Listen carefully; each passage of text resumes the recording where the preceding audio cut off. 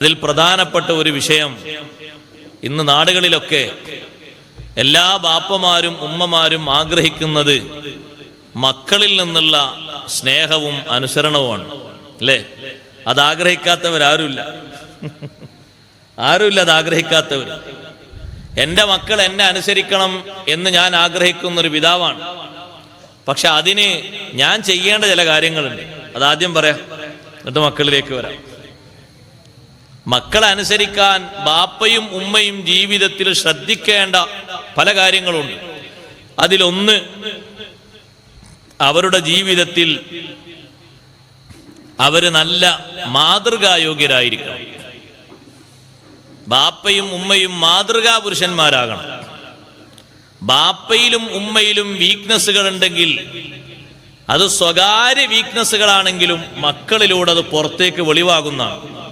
അൽ വലതു സിർറു വാലിദിഹി, മക്കൾ ബാപ്പാന്റെയും ഉമ്മാന്റെയും രഹസ്യമാണ് എന്ന് സയ്യിദുനാ റസൂലുള്ളാഹി സ്വല്ലല്ലാഹു അലൈഹി വസല്ലം. അവരെ രഹസ്യ ജീവിതത്തിൽ എന്തെല്ലാം മറകളും പോരായ്മകളും വീക്ക്നെസ്സുകളും ഉണ്ടോ അതിവിടെ പുറത്തു വരും. അതുകൊണ്ട് മാതൃകാ ജീവിതം നയിക്കാൻ ബാപ്പമാരും ഉമ്മമാരും നന്നേ സൂക്ഷിക്കണം. അതുകൊണ്ടാണല്ലോ നിങ്ങൾ നോക്ക്, പഴയ കാലത്തൊരു ഉദാഹരണം പറയലുണ്ട്. ആ ഉദാഹരണം കേട്ടാൽ നിങ്ങൾക്ക് വേഗം വെളിവാകും. ഒരു ഉമ്മാക്ക് 4 മക്കളുണ്ടായിരുന്നു, ബാപ്പക്കും ഉമ്മക്കും. ശരിക്കും ശ്രദ്ധിച്ചോളിട്ടോ. ഇനി ഈ ഉദാഹരണം നടന്നത് നിങ്ങളുടെ നാട്ടിലാണോ എന്നറിയില്ല, ശരിക്കും ശ്രദ്ധിച്ചോളൂ. 4 മക്കളുണ്ടായിരുന്നു ഒരു ബാപ്പക്കും ഉമ്മക്കും. 4ാമത്തെ കുട്ടിയെ മാർക്കം ചെയ്യാൻ ഒരു നിലക്കും കിട്ടുന്നില്ല. ആ കുട്ടി കുതിര ഓടുകയാണ്, പിടിച്ചിട്ട് ഒരു നിലക്കും പിടുത്തം കിട്ടുന്നില്ല. എന്നെ അങ്ങനെ നിങ്ങൾ നിർബന്ധിക്കുകയാണെങ്കിൽ ഞാൻ മരിച്ചു പോകും, അങ്ങനെ ചെയ്യും ഇങ്ങനെ ചെയ്യും എന്നൊക്കെ കുട്ടി തിരിച്ചു പറയുന്നു. ഒരു നിലക്കും കിട്ടാതിരുന്നപ്പോ ഉമ്മ പറഞ്ഞു, മക്കളെ എന്നാ പിന്നെ നിർബന്ധിപ്പിക്കണ്ട, ഒന്ന് ബാപ്പയെ പോലെയും കിടന്നോട്ടെ എന്ന് പറഞ്ഞു. ഒന്ന് ബാപ്പയെ പോലെയും കിടന്നോട്ടെ എന്ന് പറഞ്ഞ അപ്പൊ അത് പുറത്തേക്ക് വെളിവായി ആ രഹസ്യം. ബാപ്പ മാർക്കം ചെയ്തിട്ടില്ല. മാർക്കം ചെയ്യുക, ചേലാകർമ്മം ചെയ്യുക എന്നുള്ളത് പേര് സുന്നത്ത് കല്യാണാണെങ്കിലും വിഷയം നിർബന്ധമാണ്. ഹഖീഖ അറക്കും പോലെ അല്ല അത്. ഹഖീഖ അറക്കുക എന്ന് പറഞ്ഞത് സുന്നത്താണ്. അതേ സമയത്ത് മാർക്കം ചെയ്യുക, ചേലാകർമ്മം ചെയ്യുക എന്നുള്ളത് നിർബന്ധമായ സംഗതിയാണ്. അത് നടത്തിക്കൊള്ളണം, അതിൻ്റെ ആ പ്രായത്തിൽ തന്നെ നിറവേറ്റിക്കൊള്ളണം. അപ്പൊ ബാപ്പയിലും ഉമ്മയിലുമുള്ള രഹസ്യ ജീവിതത്തിലെ പോരായ്മകളൊക്കെ പുറത്തേക്ക് വരും മക്കളിലൂടെ. ഒരിക്കലും അനുവദനീയമല്ലാത്ത വിഷയങ്ങളുമായി രഹസ്യ ജീവിതത്തിൽ സംബന്ധിക്കുന്ന ബാപ്പയോ ഉമ്മയോ ആണെങ്കിൽ മക്കളിലൂടെ പരിശുദ്ധിക്ക് പകരം വെളിവായിക്കൊണ്ടിരിക്കുന്നത് തിന്മകളായിരിക്കും സഹോദരങ്ങളെ. അത് ഞാൻ എൻ്റെ കൂട്ടുകാരോട്, അനുജന്മാരോട് പറയട്ടെ, ബാപ്പയായതിനു ശേഷം ശ്രദ്ധിക്കേണ്ട ഒരു കാര്യം അല്ല അത്. പിന്നെയോ മുക്കല്ലഫായതിനു ശേഷം, അതിലപ്പുറം തെമ്മീസെത്തിയതിനു ശേഷം ജീവിതത്തിന്റെ പരിശുദ്ധി കാത്തു സൂക്ഷിക്കണം. ഉസ്താദെ, ഞാൻ 30ാമത്തെ വയസ്സിൽ കല്യാണം കഴിച്ചതിന് ശേഷം പിന്നെ ഞാൻ ഒന്നും ചെയ്തിട്ടില്ല എന്ന് മാത്രം പറഞ്ഞിട്ട് കാര്യമില്ല. അതിനു മുമ്പുള്ള ജീവിതത്തിലും ആ പരിശുദ്ധി വേണം. ബാപ്പമാരും ഉമ്മമാരുമായി മാറാനുള്ളവരാണ് എല്ലാ സഹോദരങ്ങളും സഹോദരിമാരും. നമ്മൾ അല്ലാഹുവിനോട് ചോദിക്കുന്നൊരു ചോദ്യം അങ്ങനെയല്ലേ, വജഅൽനാ ലിൽ മുത്തഖീന ഇമാമാ. അല്ലാഹുവേ, ഒരു കറയും ഇല്ലാത്ത, ഒരു തെറ്റും ഇല്ലാത്ത നിഷ്കളങ്കരായ ഞങ്ങളെ മക്കൾക്ക് ഞങ്ങളെ നീ ഇമാമാക്കി തരണം. മുന്നിൽ നിൽക്കാൻ പറ്റുന്ന ബാപ്പയും ഉമ്മയുമാക്കി തരണം. ആണുങ്ങളും പെണ്ണുങ്ങളും ഒക്കെ ദ്വാർക്കേണ്ട ദ്വയാണത്. നമ്മൾ അള്ളാഹുവിൽ നിന്ന് ചോദിച്ചു വാങ്ങുന്നൊരു സ്ഥാനം. ഞങ്ങളുടെ എൻ്റെ പിന്നിൽ നിൽക്കുന്ന മക്കൾക്ക് മുന്നിൽ നിൽക്കാൻ ബാപ്പയും ഉമ്മയും യോഗ്യരാകണം. അവരിൽ മറ്റുള്ള ആളുകളിൽ ഉള്ളതുപോലെ വീക്ക്നെസ്സുകൾ, പോരായ്മകൾ ഉണ്ടാകരുത്. ഉണ്ടായിക്കഴിഞ്ഞാൽ പുറം ലോകത്തേക്ക് അത് വെളിവാകും. എന്താ മോനെ, നിനക്ക് നിസ്കാരത്തെ പറ്റി കാര്യമായി ശ്രദ്ധയില്ലാത്തത്, കാര്യമായി ബോധ്യമില്ലാത്തത് എന്താണ്? അതിന് നിങ്ങൾ എന്നെ ഉപദേശിച്ചിട്ട് കാര്യമില്ല. എന്റെ ഉപ്പയിൽ നിന്ന് എനിക്ക് കിട്ടിയൊരു ഗുണപാഠമാണത്. ബാപ്പ തീരെ നിസ്കരിക്കാറില്ല, നിസ്കരിക്കാനൊക്കെ എന്നോട് പറയാറുണ്ട്. പക്ഷേ ബാപ്പത് നിർവഹിക്കാത്തത് കൊണ്ട് എന്റെ മനസ്ഥിതിയും അങ്ങനെ വന്നു. ഞാനും ഇനി അങ്ങനെയാകട്ടെ എന്നൊരു ചിന്ത എന്റെ മനസ്സിലും അത് കടന്നുകൂടി. അങ്ങനെ വരാൻ പാടില്ല. നമ്മൾ ആ വിഷയം മുന്നിൽ നിന്ന് കാണിച്ചു കൊടുക്കുന്നവരാകണം.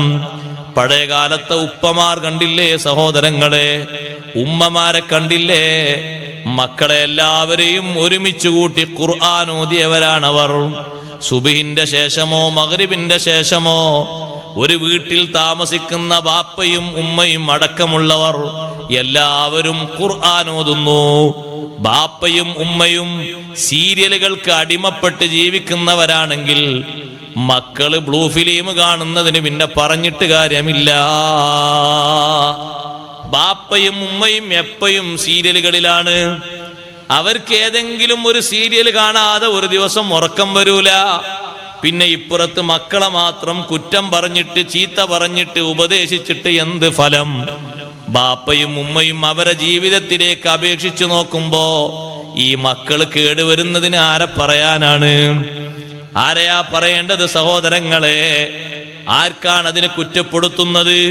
അഷ്റഫുൽ ഖൽഖ് റസൂലുള്ളാഹി സ്വല്ലല്ലാഹു അലൈഹി വസല്ലം തങ്ങൾ മക്കൾ വഴിതെറ്റി പോകുന്നതിന് കാരണം പറഞ്ഞത് പ്രഥമമായും പ്രധാനമായും മാതാപിതാക്കളെയാണ്. കുല്ലു മൗലൂദിൻ യൂലദു അലൽ ഫിത്ര, എല്ലാ കുട്ടികളും നല്ല പരിശുദ്ധിയിലാണ് ജനിക്കുന്നത്. നല്ല വിശുദ്ധ മാർഗം സ്വീകരിക്കുന്ന പക്വത അള്ളാഹു അവരെ ശരീരത്തിൽ സംവിധാനിച്ചിട്ടുണ്ട്. ഫഅബവാഹു യുഹവ്വിദാനിഹി ഔ യുനസ്സിറാനിഹി ഔ യുമജ്ജിസാനിഹി, അവരുടെ മാതാപിതാക്കളാണ് അവരെ മജൂസികളും നസ്രാനികളും അതുപോലെ തന്നെ യഹൂദികളുമാക്കി മാറ്റുന്നത്. ഇസ്ലാമിൽ നിന്ന് തന്നെ തെറിച്ചു പോകുന്ന സാഹചര്യം ഉണ്ടാക്കി തീർക്കുന്നത് ബാപ്പയും ഉമ്മയുമാണ്. എങ്ങനെ? +2 പഠിക്കുന്ന അല്ലെങ്കിൽ ഡിഗ്രിക്ക് പഠിക്കുന്ന ഒരു കുട്ടിയുടെ കൂടെ പെൺകുട്ടിയുടെ കൂടെ വീട്ടിലേക്ക് വിഷയങ്ങളൊക്കെ നോക്കാന് പഠിക്കാന് റിസർച്ച് ചെയ്യാന് എന്ന് പറഞ്ഞിട്ട് ഒരാൾ വന്നപ്പോ ബാപ്പയും ഉമ്മയും ലാഘവത്തോട് ചോദിച്ചു, മോളെ അതാരാ? അപ്പൊ മോള് പറഞ്ഞത് എൻ്റെ ബോയ് ഫ്രണ്ടാണെന്ന് പറഞ്ഞു. ആണിനോട് ചോദിച്ചപ്പോ ആണ് പറഞ്ഞു എൻ്റെ ഗേൾ ഫ്രണ്ട് ആണെന്ന്. അപ്പൊ രണ്ടും റെഡിയാലോ പറഞ്ഞു. ബോയ് ഫ്രണ്ടാ എന്നാ പ്രശ്നമില്ല, ഗേൾ ഫ്രണ്ടാ എന്നാ അത്രയും കുഴപ്പമില്ല. ആ നിലക്ക് കണക്ക് കൂട്ടിയിട്ട് സ്വസ്ഥമായിട്ട് നടക്കാനും അതുപോലെ തന്നെ ചർച്ച ചെയ്യാനും കുടിക്കാനും ഉറങ്ങാനും വിശ്രമിക്കാനും എല്ലാറ്റിനും ബാപ്പയും ഉമ്മയും പെർമിഷൻ കൊടുത്താൽ പിന്നെ ഉണ്ടാകുന്നതിന് ആരെയാ പറയേണ്ടത്? മാലോകരെ പറഞ്ഞിട്ട് കാര്യമുണ്ടോ? ടീച്ചേഴ്സിനെ മാത്രം പറഞ്ഞിട്ട് കാര്യമുണ്ടോ? അല്ല, നമ്മൾ ചിന്തിക്കണം. നമുക്ക് വലിയൊരു ബാധ്യത അവിടെ ഉണ്ട്. നമ്മൾ നല്ലോണം ആലോചിക്കണം. ഒരു കുട്ടിയെ കൊണ്ടുപോയി ചേർത്തുന്ന ഹോസ്റ്റലിൽ ഇസ്ലാമികമായ അന്തരീക്ഷത്തിന്റെ ഒരു അടയാളവും ഒരു വിഷയവും അവിടെ ഇല്ലെങ്കിൽ ആ കുട്ടിയുടെ ജീവിതത്തിൽ നിന്ന് ഇസ്ലാമിനെ പടിയിറക്കുന്നതിൽ ഒന്നാമത്തെ മെമ്പറായിട്ട് ബാപ്പ സഹായിച്ചു എന്നാണ് വിലയിരുത്തേണ്ടത്. കൊണ്ട് താമസിക്കുന്ന ഹോസ്റ്റലിൽ ഇസ്ലാമികമായിട്ടുള്ള ഒരു സിറ്റുവേഷനും ഇല്ല. അതാണ് കൊണ്ടുപോയി ചേർത്തുന്നത്. ബാപ്പയുടെ കണക്കൂട്ടൽ എങ്ങനെയാ? 5 വർഷം കഴിഞ്ഞാൽ ഒരു ജോലി കിട്ടും. ഒരു ജോലി കിട്ടിക്കഴിഞ്ഞാൽ ഒരു 35-40 കിട്ടും മാസം. അപ്പൊ എങ്ങനെയെങ്കിലും ഒരു 30 ഇങ്ങോട്ട് ഒരു 10 ചെലവിന് മോൾക്ക് കൊടുത്താൽ 30 ഇങ്ങോട്ട് വരുമല്ലോ. അങ്ങനെ 3 മാസമാകുമ്പോ 90,000 ആവൂലേ? സുബ്ഹാനല്ലാഹ്, 4 മാസമാകുമ്പോൾ 1,20,000 ആവൂലേ? ഇതിനൊക്കെ അഡ്ജസ്റ്റ്മെന്റ് ഇല്ലേ? പിന്നെ ഏതാ അഡ്ജസ്റ്റ്മെന്റ്? സഹോദര, അത് ദുനിയാവാ. പക്ഷേ ഈ ദുനിയാവിൽ അപ്പുറം ഒരു ലോകമുണ്ട്. ആ ലോകത്തിലേക്ക് പോകാൻ വിജയത്തിന്റെ ശീലങ്ങളായി കിട്ടേണ്ടതിന് മുഴുവനും ആദ്യമായിട്ട് തന്നെ നീ നിർത്തലാക്കി കളഞ്ഞു.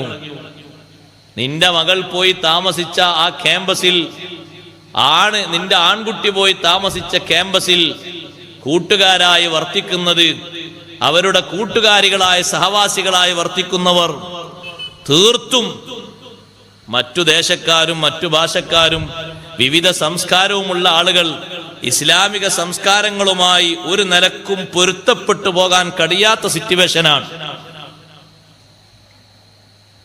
അങ്ങനെയാണെങ്കിൽ ആ ബാപ്പക്ക് അത്ര മേൽ പഠിപ്പിക്കണം നിർബന്ധമുണ്ടെങ്കിൽ ആ കുട്ടി പഠിക്കുന്നിടത്ത് എവിടെയെങ്കിലുമൊക്കെ ഒരു റൂമോ അല്ലെങ്കിൽ ഒരു വീടോ വാടകയ്ക്ക് എടുത്തിട്ട് ആ കുട്ടി അവിടെ വീട്ടിൽ വന്നിട്ട് കാര്യങ്ങളൊക്കെ നിർവഹിച്ച് പഠിക്കുന്ന രൂപത്തിൽ 2 വർഷമാണെങ്കിൽ 2 വർഷത്തിന് വാടക കൊടുത്ത്, എന്നാലും ഇസ്ലാമിക അന്തരീക്ഷത്തിൽ തെറ്റിപ്പോകരുതെന്നുള്ള നിർബന്ധത്തോടുകൂടി ആ കുട്ടിയെ പഠിപ്പിക്കാം, വേറൊരു മാർഗമില്ലെങ്കിൽ.